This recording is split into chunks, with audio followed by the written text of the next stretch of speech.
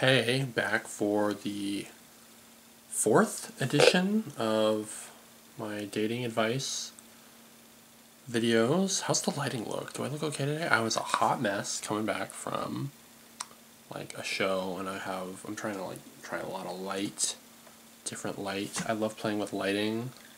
It's a fun thing to do. It's fun to have in your face. I love light. Don't eat it though. Don't eat the light.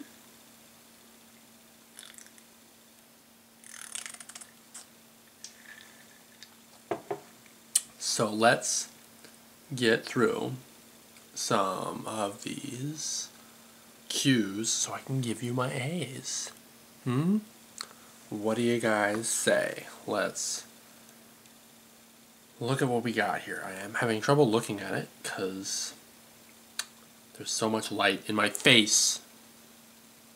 Who did this? Who planned this? This is horrible.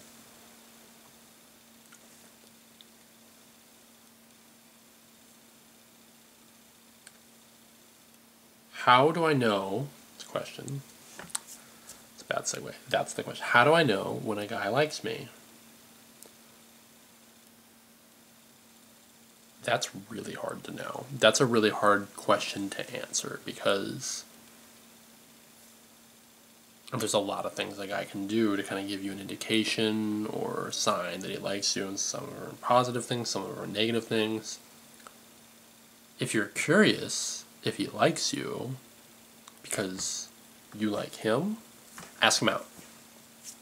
Or go up to him and ask him, hey, do you like me? Pretty simple. That's a bad answer for a question that's very hard to answer. Let's see. What does this question entail? I kind of want to be in a relationship, but kind of don't at the same time. You know? Like, I don't have anyone I like, and I'm fine on my own at the moment. But on the weekends, when my friends tell me they have... Cold reading. But on the weekends, when my friends tell me they meet with their boyfriend and girlfriend, I feel lonely and wish to have a boyfriend to go somewhere and spend time together. Then again, my last and only relationship was shit. And the guy was far too complicated in so many ways. It was exhausting. So yeah, mood.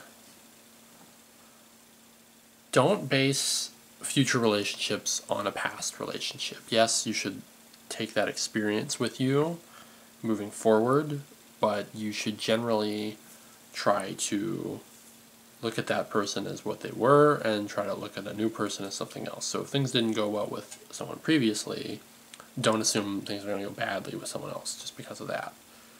If the relationship was exhausting, it was a bad relationship. I think you need to date, but it might be hard for you to find someone that is on the same page as you and it's compatible with the energy you want to put into the relationship, what you're looking for and what they're looking for. But be very honest about that. And dating sucks, but look for that, and you know what you want, which that makes it a little bit easier for you than other people, because some people just date because they don't know what they want, and those people are awful to date. I've dated so many people like, I don't know what I'm looking for. You know what you're looking for. You know what you want to have, what kind of relationship you want. So try to get that one, and don't stress over if it's exhausting, you break up with them. That's part of having a love life. Where else can we go from here?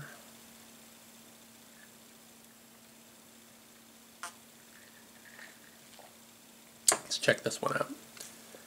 Hey Oliver, you look great. Me? Really? Okay. If you say so. My question is, how important is that you have something in common with someone you're dating? Or do you think opposites attract? I think it's very important to have something in common, that there is some sort of commonality, common ground. Otherwise, you're very isolating from that person. Imagine I was dating someone that was really into volleyball and they love to go to the opera and they only ate bread. I don't know, it's an example. Like, I'm not going to play volleyball. I'm not into going to the opera. And I don't eat bread. What are we going to do together? Sit and eat our different meals? Okay, that's fine. I'm going to go to the opera that I don't like doing. I'm going to play volleyball, which I don't play. Like, there needs to be something, and that's going to have a better relationship. I think some people can make it work, because some people are just really socially mature and responsible people that they can date someone that has nothing in common with them. But I think people like that, who are probably pretty amazing, tend to gravitate towards someone that has something in common to talk about, hobbies or interests. And I don't think it's important to have everything. Like, you don't need to sync up completely, but if it's nothing, like, I think the time you spend together then is going to be very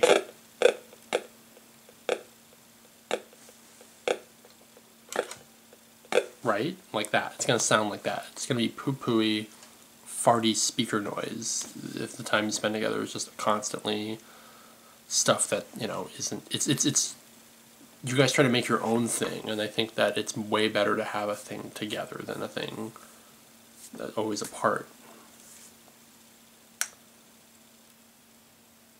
Okay, I've been in love with this girl on and off for over a year. Sometimes she feels the same, but after a week or two, she doesn't feel that way anymore. I'm having a hard time getting over her. How do we get over somebody after that long? Stop talking to them. 100% of the way. If she's just stop talking to her. You don't need that. Just straight up, like, that's a bad place to be for anybody. And the less you see of them, the less you think about them, the better, because it's not. You want dating to be a two-way street, not a one-way street, and yeah, stop talking to her completely. If sometimes she feels the same way, that's crap for you. That's not doing you any favors. You gotta drop that, and moving on is not easy. But I found, for me, moving on is I just date other people, and I go, wow, I'm amazing, and there's other amazing people out there, and I don't really tend to linger too long on the other people, or I start, like, really looking for, like, I think, like, were they really amazing? Were they really perfect? Like, what would be better? And I start trying to find someone that I would think, like, well, this person's all this, so they're even better than who I was dating before. So, although, you know, better's subjective, like, you know, how can you really be better? But, you know, think about it in that terms. Like, think about the faults, you know, think about if that person, like, were they perfect? Nobody's perfect. And think about things that didn't really click and sync, and then go and meet other people and find pros. You know, it's all pros and cons. This person has this good advantage, this one has a disadvantage. And finding things that are great in other people, and then it's just really about being ready to grow with someone else. I think that's the most important thing about moving on, is you need to let go when you meet someone new that might have potential, because you're still clinging to someone else. You're doing that rather than being able to hold hands with someone else.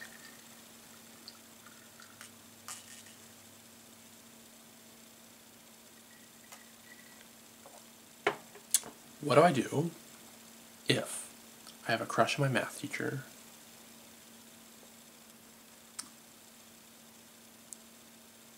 Nothing. Absolutely nothing. Can't help you with that. I mean, if you're in college, ask them out. If you're not in college, nothing. Do nothing.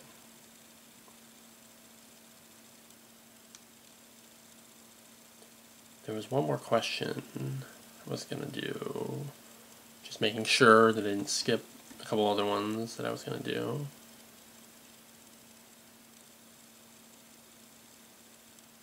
Okay, so let's get to this last one. I have pretty big social anxiety, but my big sister wants me to participate in the school talent show with her. I would be singing and she'll be playing her double bass. I can admit that I do sing well, but how would I lower my stress levels when going on stage?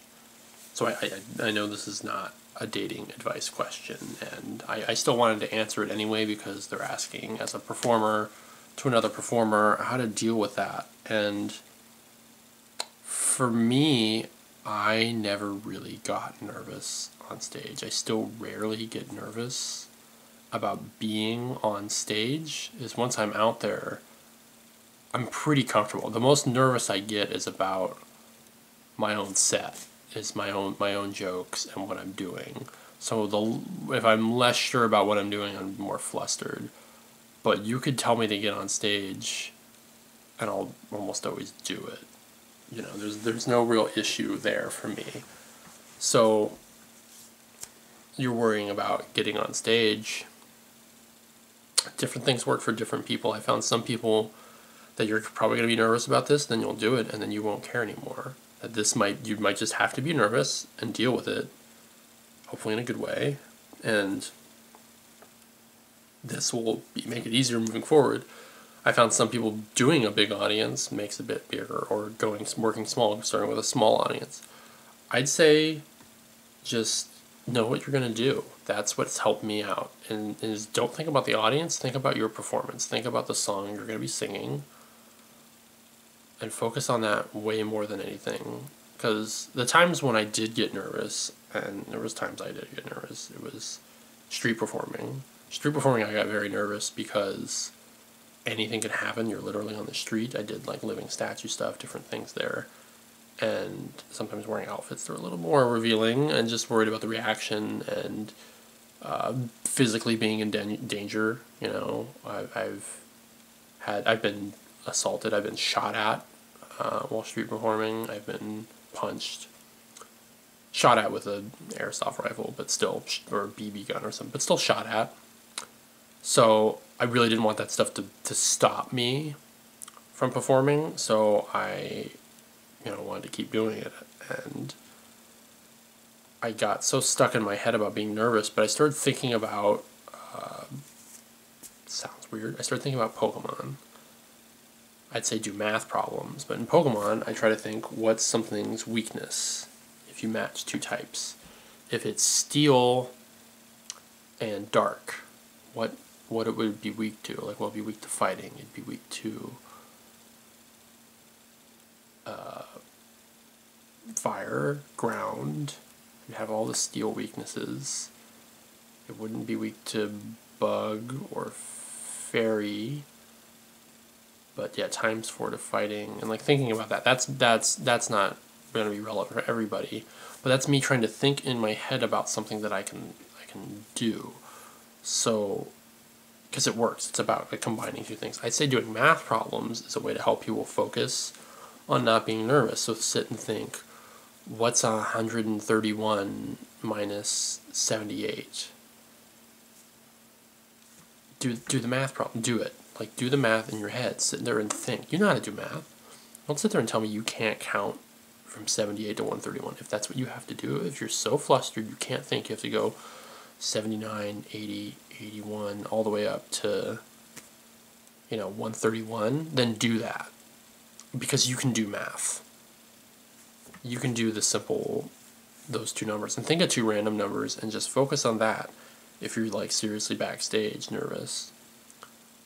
That's the best advice I can give people, because otherwise I haven't had that experience of being nervous, but I haven't had the experience of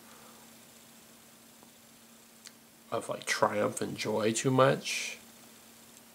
I mean, you all kind of saw that one time where I was pretty happy with my set. Other than that, that's the advice I have for you. I'm hoping this is a dating advice thing, but if people need general advice, maybe sometimes I don't want to encourage it because I kind of want to keep it focused on things. But I know people get nervous on dates, so I thought I'd add that one to this, because that's a thing that happens. You think about a first date and you start getting worried. Like, what do I do? What do I wear? I'm like, be you. If you're on your way there, you're sitting there waiting. Just start thinking about actors in movies. I don't know. Think like trying to like link them together. That's another game you could play. I feel like everyone can play that. Like Cameron Diaz was in The Mask with Jim Carrey, and Jim Carrey was in Dumb and Dumber with Jeff Daniels, and Jeff Daniels was in The Squid and the Whale with Anna Paquin. Anna Paquin was in X-Men with Patrick Stewart, and Patrick Stewart was in Star Trek with, you know, you just keep going and going and going and going, however far you want to go, to maybe, did I fart? Did you hear that? Okay, I hope that didn't come out on camera. Well, that's probably good enough for this video. I think we got all the advice we need. Thank you for checking out. Hope you guys couldn't hear that. Bye.